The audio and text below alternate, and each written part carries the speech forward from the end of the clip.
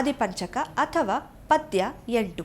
ಶ್ರೀಮಧಮರಾಧೀಶನಥಪಥ ತಾಮರಸ ಘನ ವಿಪುರ್ಳ ನಿರ್ಮಳ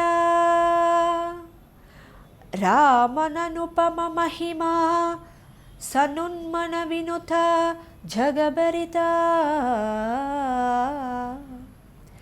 ಶ್ರೀಮದಧೋರ್ಜಿತಧಾಮ ಸುಧೆಯ ನಾಮ ನಾವ ಭೀಮ ರಘುಕುಲ ರಾಮ ರಕ್ಷಿಸ ಒಳಿದು ಗದುಗಿನ ವೀರನಾರಾಯಣ.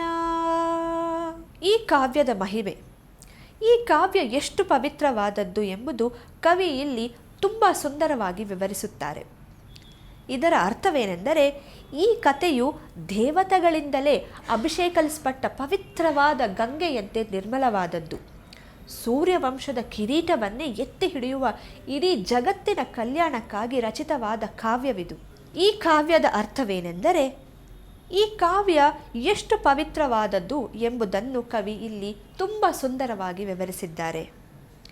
ಈ ಕಥೆಯು ದೇವತೆಗಳಿಂದಲೇ ಅಭಿಷೇಕಿಸಲ್ಪಟ್ಟ ಪವಿತ್ರವಾದ ಗಂಗೆಯಂತೆ ನಿರ್ಮಲವಾದದ್ದು.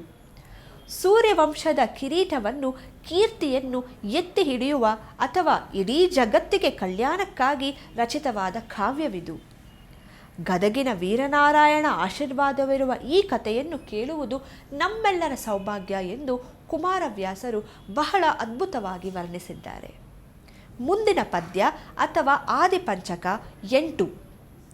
ಶ್ರೀಮಧಮರಾಧೀಶನಪಥ ತಾಮರಸ ಘನ ವಿಪುರ್ಣ ನಿರ್ಮಲ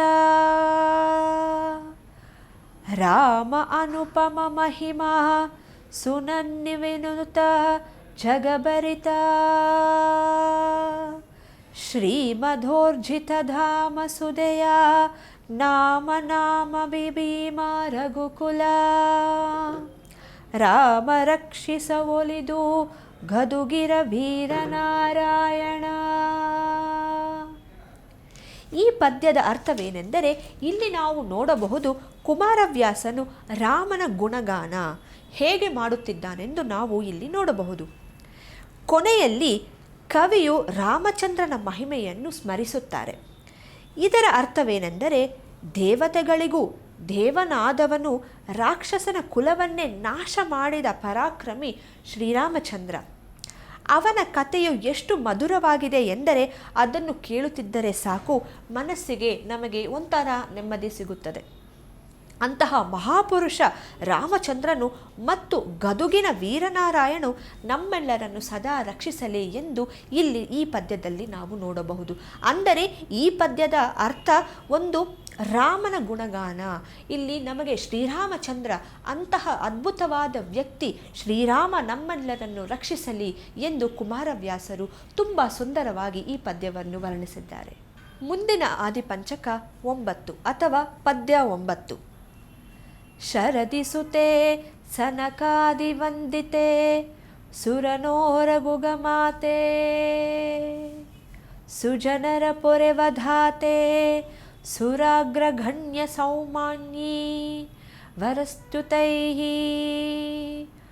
ಪರಮ ಕರುಣಾ ಸಿಂಧು ಭಾವನಾ ಚರಿತೆ ಪದ್ಮಜ ಮುಖ ಸಕಲ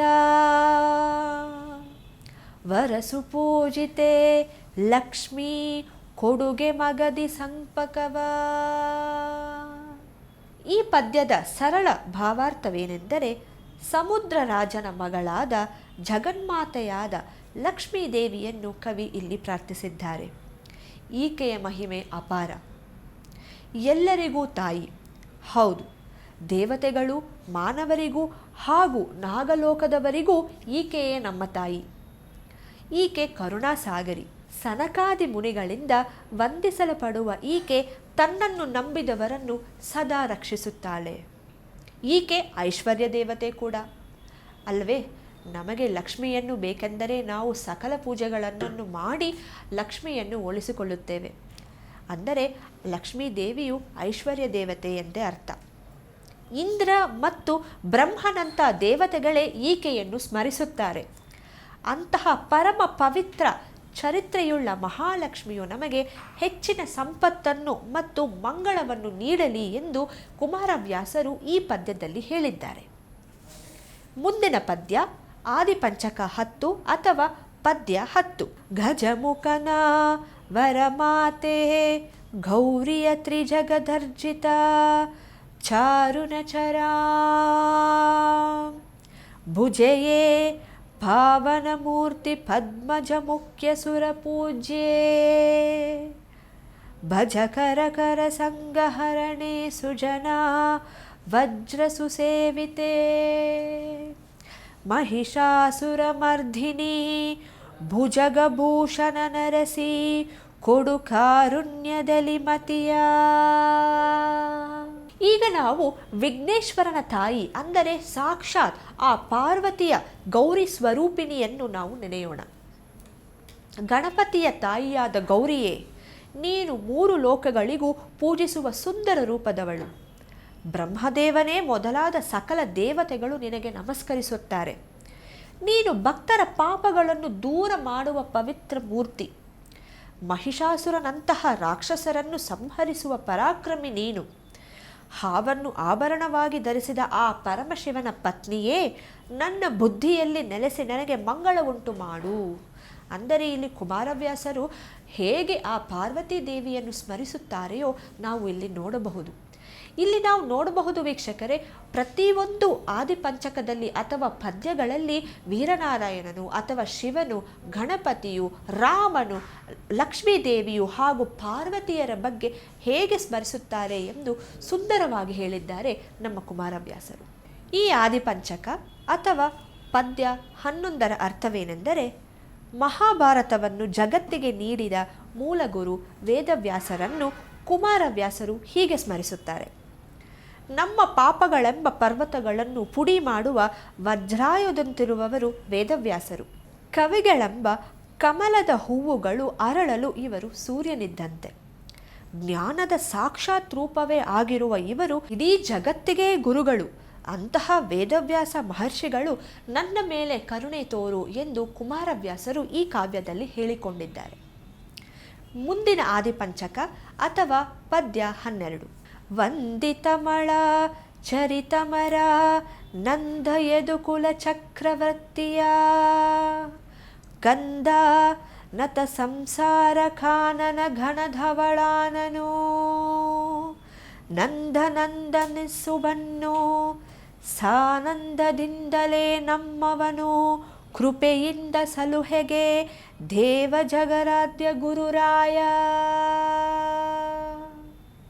ಈ ಪದ್ಯದ ಅರ್ಥವೇನೆಂದರೆ, ಮಹಾಭಾರತದ ಕಥಾನಾಯಕ ನಮ್ಮೆಲ್ಲರ ಪ್ರೀತಿ ಶ್ರೀಕೃಷ್ಣನ ಮಹಿಮೆ ಇಲ್ಲಿ ಕುಮಾರವ್ಯಾಸರು ತುಂಬ ಸುಂದರವಾಗಿ ವರ್ಣಿಸಿದ್ದಾರೆ. ಮುಂದಿನ ಆದಿಪಂಚಕ ಅಥವಾ ಪದ್ಯ 13. ತಿಳಿಯ ಹೇಳುವೆ ಕೃಷ್ಣ ಕಥೆಯನು ಇಳಿಯ ಜಾನರು ಮೆಚ್ಚುವಂತಿರೇ ನೆಲೆಗೆ ಪಂಚಮ ಶ್ರುತಿಯ ನೋರುವೆನು ಕೃಷ್ಣ ಮೆಚ್ಚಲಿಕೆ ಹಲವು ಜನ್ಮದ ಪಾಪರಾಶಿಯ ತೊಳೆವ ಜಲವಿದು ಶ್ರೀಮದಾಗಮ ಕುಲಕ್ಕೆ ನಾಯಕ ಭಾರತಾಕೃತಿ ಪಂಚಮ ಶ್ರುತಿಯ. ಈ ಆದಿಪಂಚಕದ ಅಥವಾ 13ನೇ ಪದ್ಯದ ಅರ್ಥವೇನೆಂದರೆ, ಕುಮಾರವ್ಯಾಸರು ಹೇಳುತ್ತಾರೆ, ನಾನು ಈ ಕಾವ್ಯದಲ್ಲಿ ಶ್ರೀಕೃಷ್ಣನ ಕಥೆಯನ್ನು ಎಲ್ಲರಿಗೂ ತಿಳಿಯುವಂತೆ ಸರಳವಾಗಿ ಹೇಳುತ್ತಿದ್ದೇನೆ.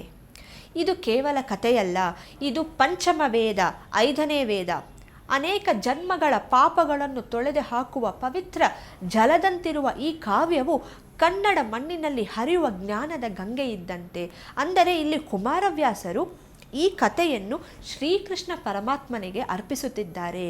ಇದು ಕೇವಲ ಕಥೆಯಲ್ಲ, ಅಂದರೆ ಕುಮಾರವ್ಯಾಸರು ಇದು ಕಥೆಯನ್ನಾಗಿ ಹೇಳಿಸ್ಪಡೋದಿಲ್ಲ. ನಮ್ಮ ನಿಜ ಜೀವನದ ಘಟನೆಗಳನ್ನು ಕುಮಾರವ್ಯಾಸರು ತುಂಬ ಸೊಗಸಾಗಿ ವರ್ಣಿಸಿದ್ದಾರೆ.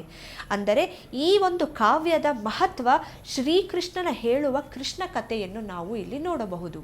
ಇವತ್ತಿನ ಸಂಚಿಕೆಯಲ್ಲಿ ಹರಿಹರರಿಂದ ಪ್ರಾರಂಭಿಸಿ ಗಣಪತಿಯನ್ನು ನೆನೆದು, ಶ್ರೀರಾಮನನ್ನು ನೆನೆದು, ಲಕ್ಷ್ಮೀದೇವಿ, ಪಾರ್ವತಿಯನ್ನು, ಗಜಲಕ್ಷ್ಮಿಯನ್ನು ಹಾಗೂ ವೇದವ್ಯಾಸರನ್ನು ನೆನೆದು ನಾವು ಈ ಸಂಚಿಕೆಯನ್ನು ಮುಗಿಸುತ್ತಿದ್ದೇವೆ. ಮತ್ತೆ ಮುಂದಿನ ಸಂಚಿಕೆಯಲ್ಲಿ ಭೇಟಿಯಾಗೋಣ. ಶುಭೋದಯ, ನಮಸ್ಕಾರ.